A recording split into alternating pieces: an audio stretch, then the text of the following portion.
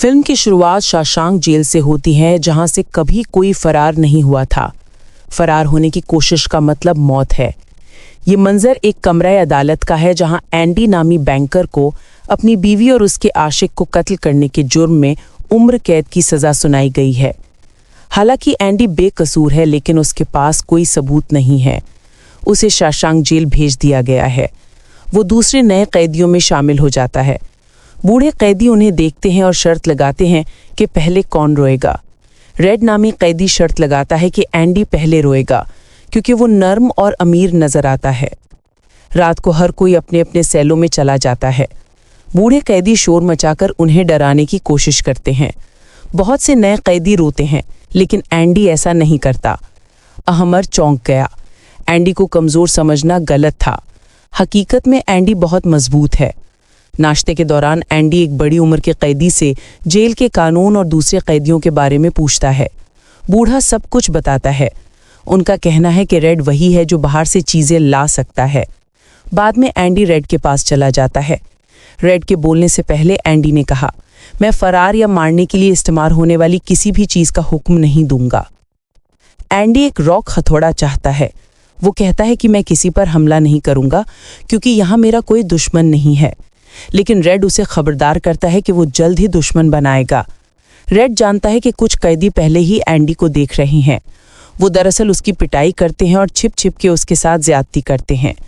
इसी दौरान रेड उसके लिए हथौड़ा हो जाता है। ये इतना छोटा है कि रेड हंसता है। उसका ख्याल है कि अगर एंडी इसके साथ सुरंग खोदने की कोशिश करता है तो इस दीवार को टूटने में 600 साल लग जाएंगे। फिर भी वो पुराने लाइब्रेरियन रुक्स के जरिए एंडी को हथौड़ा भेज देता है। एंडी को इसकी ज़रूरत क्यों है अभी तक नहीं दिखाया गया है। वक्त गुजर जाता है। बुरे लोग एंडी को निशाना बनाते रहते हैं, लेकिन एंडी कभी शिकायत नहीं करता और ना ही लड़ता है। 2 साल बाद जेल ऐलान करता है कि कुछ कैदी छत को ठीक करेंगे। एंडी को चुना गया है।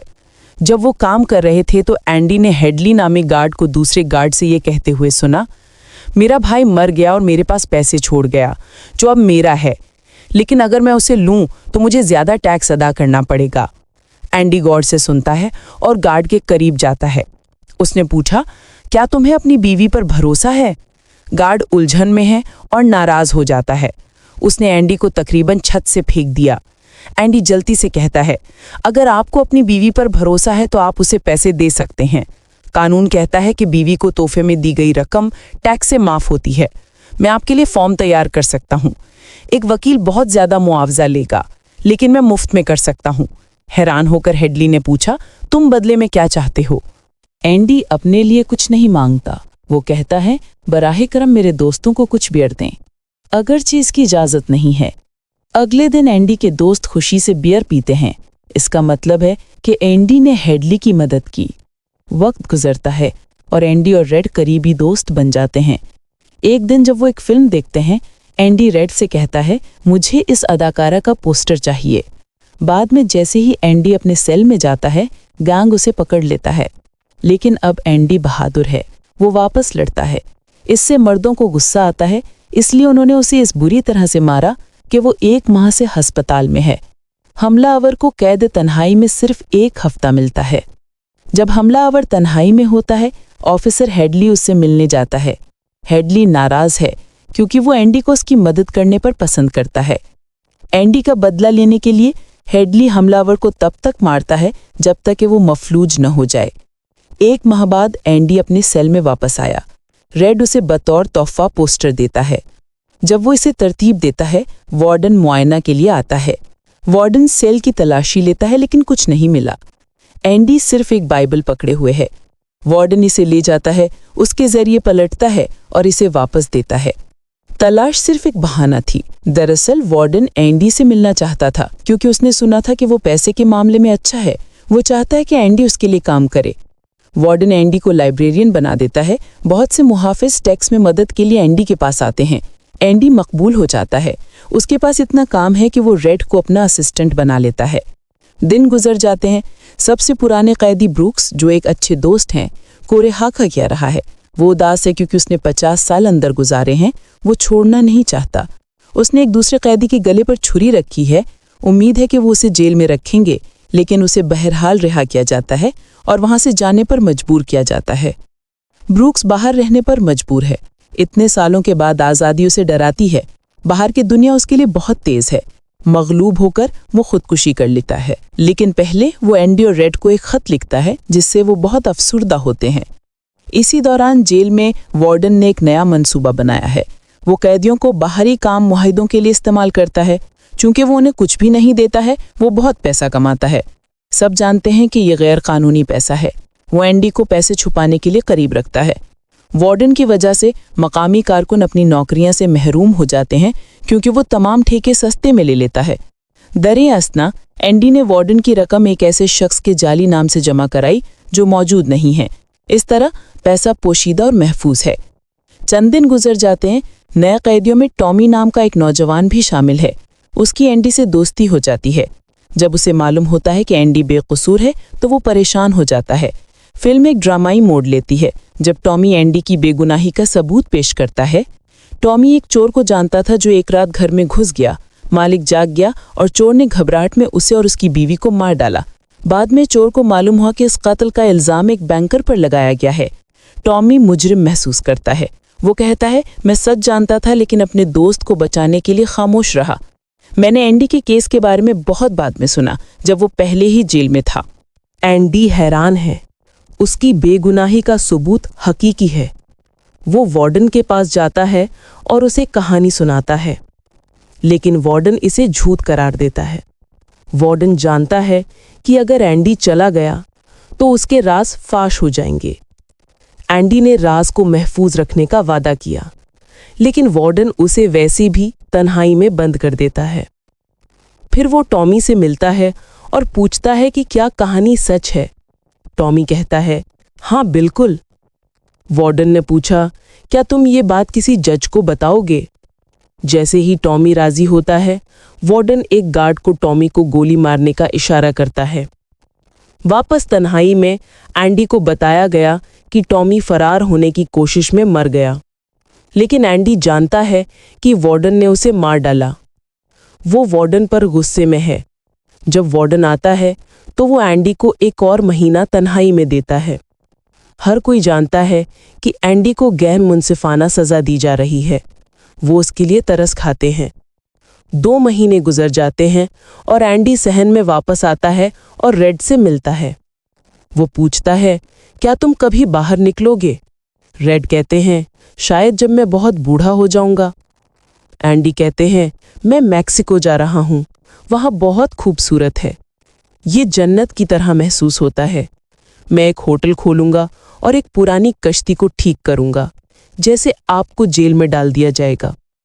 वो हंसते हैं, लेकिन रेड संजीदा हो जाता है। वो कहता है, तुम झूठी उम्मीद रखते हो। उम्मीद मर्दों को पागल कर देती है।